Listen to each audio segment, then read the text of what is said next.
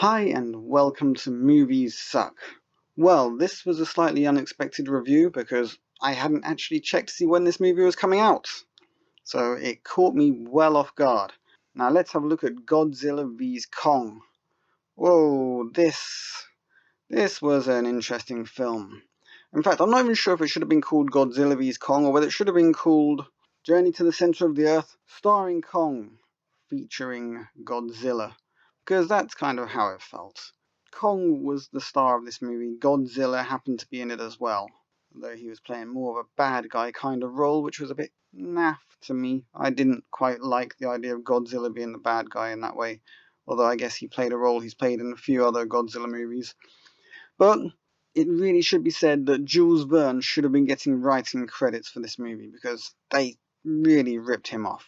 And another question from this movie was, how did they get Kong into the Truman Show under the dome and all that and build that massive dome on Skull Island? It was just a bit strange. They must have had to sedate Kong, trap Kong, do something. And why so late? Why did they wait all that time to trap Kong? Because the previous movie in Kong's Skull Island, I believe, was supposed to take place in something like 1977 or 78 or something.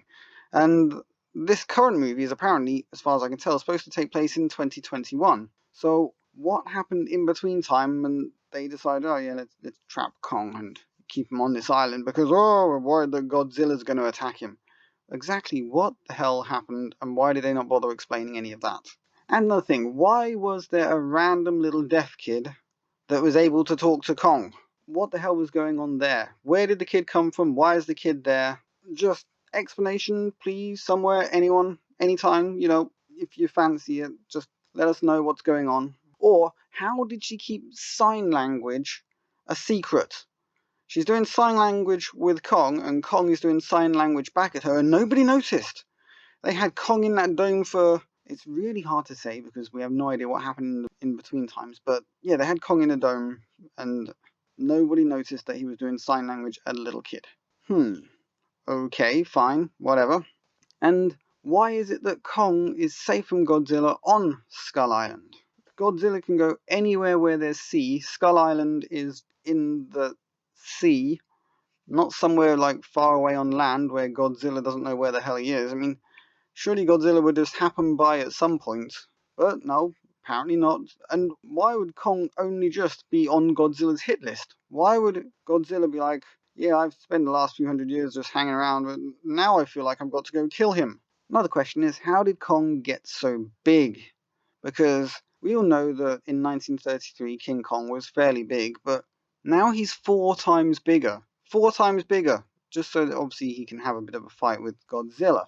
But he's also about half as big again as he was on Skull Island, which is a bit strange. I mean, that's only, 50 or so years ago, and he's twice as big again. The way they speak about it within the movie is that he's just going to keep growing. So is Kong going to just keep growing and suddenly one day his head is going to pop out of the ozone layer and he's going to suffocate? What the hell is going on? Makes absolutely no sense. And another question, why did Kong never try and break through the side of the dome? He was using trees as spears to throw at the roof and make holes. I think he seemed to be throwing them at the sun, but making holes in the roof. But it never occurred to him to, walk to the edge and try and break through. Not explained. We have no idea. We all know Godzilla is some kind of atomic freak whose lifespan has no definitive limit, and it's impossible to say whether he ages naturally. But King Kong is still just a giant ape, who we know was around in the 1940s and technically 30s if this is in the continuity of the original film, and then was rediscovered in the 1970s for Skull Island, Kong Skull Island, and now here he is again, and he must be at least 100 years old at this point, possibly older, who knows. He's actually been represented as old in a human way because he has grey hair, and for some reason they gave him a beard, which was non-existent in Kong Skull Island. So why did they decide to give him a beard? I don't know. Why was he so grey when he seems to age so slowly? I don't know. I have no idea exactly what the hell they're trying to portray with this part of the movie. And they're also saying that he had other family members who are just as big. So how did these people fit in the center of the earth? They would have just kept growing and growing and growing. They had no natural predators particularly, although there were other Godzilla type creatures at some point in the past, because Kong at some point in the movie gets an axe. He has an axe which is constructed out of one of the dorsal plates of a Godzilla type creature. It even charges up the same sort of way with radiation energy or plasma energy, whatever it is that Godzilla fires from his mouth. Anyway, the beard thing I just found a bit weird, because obviously they're trying to make him look older, so yeah, beard will make him older. But if he never grows beards previously, I mean, what did he do on Skull Island? Was he out there trimming his beard? And yet more questions arise. For instance, where did the bad guy come from? Who was that bad guy? Why was he the bad guy? No backstory, no explanation. He was just some guy who wanted to put humans back as the Earth's apex predator. Where did the motivation come from? No idea. None whatsoever. Could be anything. Who the hell knows? Some parts of this movie just drive you a bit crazy. And here I come to my biggest bugbear about this movie. And that is the treatment of Godzilla. They spend a long time humanizing Kong and giving him emotions and various little moments within the movie where he reacts with the people transporting him, the weird little deaf girl who can use sign language to talk to him, and who knows how many words Kong knows. Maybe Kong can speak English perfectly. He's just as intelligent as anyone. I don't know. Anyway, they spend a lot of time humanizing Kong. They try to make us feel some sort of kin with him, as though he's just like a giant human or something. But they didn't do any of that for Godzilla. In Godzilla's first movie, we got those little moments where we got to see something from Godzilla. You know, he's tired, he's worn out, but he's got to carry on.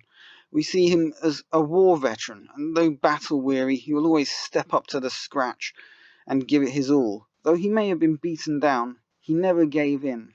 But instead, this time, we see Godzilla as an animal with little humanity. He gets beaten over and over, and they seem to relish depicting him getting punched in the head or having his head smashed through buildings or in a headlock and things like this. And they even made Kong the one to deliver the coup de grace in the actual movie itself, the final moments. Godzilla just deserved better. He deserved better than this movie. And then you have the final bad guy, which, as we had all heard, was Mechagodzilla. And they actually did a good job with his design. He was menacing, he was actually quite frightening. But again, they just used him as a reason to beat on Godzilla. And they didn't even give Godzilla any return moves, where he could show that he could give as good as he got. When he was fighting Mechagodzilla, it's just like pounded. Just getting pounded over and over and over. And yes, he keeps getting up for more because it's Godzilla. But it's just, they keep showing him getting beaten and beaten and beaten. And then they bring Kong back into the fight and Kong actually defeats Mechagodzilla, but it just felt really hollow. Yes, Godzilla gave Kong a helping hand by charging up his axe with radiation energy so that he could attack Mechagodzilla and damage him, but Kong got given all the ending moves. He got given the chance to actually destroy Mechagodzilla. Godzilla himself wasn't involved in the actual destruction of Mechagodzilla, and all that he got was beaten down by Mechagodzilla. It was annoying. Really, really annoying. If you're a Godzilla fan, you're going to be annoyed by this movie. Really, really annoyed. I still enjoyed many parts of the movie, but they just did not treat Godzilla right. They really didn't. I just found that extremely aggravating. Every single fighting scene. Admittedly, we see Godzilla defeat Kong, and he defeated Kong twice. But he should defeat Kong. Kong is a tiny gorilla compared to Godzilla. And even though they blew Kong up so he was much bigger, he's fighting Godzilla. Godzilla doesn't have Tyrannosaurus Rex arms where he can't use his arms to fight. Godzilla can use his arms to fight, does so. And he has, obviously, the atomic breath, which is a kill move in any case. But nevertheless, I know that Kong is, human-ish levels of intelligence for fighting and things, and obviously has the dexterity of a human. Let's face it, Godzilla isn't going to be as dexterous as Kong, but nevertheless, it just shouldn't have been quite that way. If Godzilla can defeat Kong, then surely he could have at least given something against Mechagodzilla, not just got smashed around all the time. It just pissed me off. And why did they bring back the girl from Stranger Things? She had no bearing whatsoever on the story of this movie. Really didn't. She just had a little pointless side adventure that could easily have been left out. Just left on the cutting room floor and would have had no discernible effect on the movie. There really was no reason for her involvement, and all it did was lengthen the movie a bit and give us nothing of any value, nothing that could have been cut out, and just kept the movie a bit more serious and on point. Now here's my final opinion on this movie. It is an entertaining romp through journey to the center of the earth, with a not entirely out of place Godzilla battle added for a little spice. But what was truly missing from this otherwise entertaining movie was Doug McClure. The genre misses you, buddy. R.I.P. This has been Movie Suck saying, please treat Godzilla better. I enjoyed the first new Godzilla movie. I know a lot of people didn't, but I did enjoy it. And I thought that Godzilla, though he was barely in it, was treated well in that movie. And I would really like to see more of the same. Signing out. Leave a like, share, subscribe, and I will catch you guys on the flip side.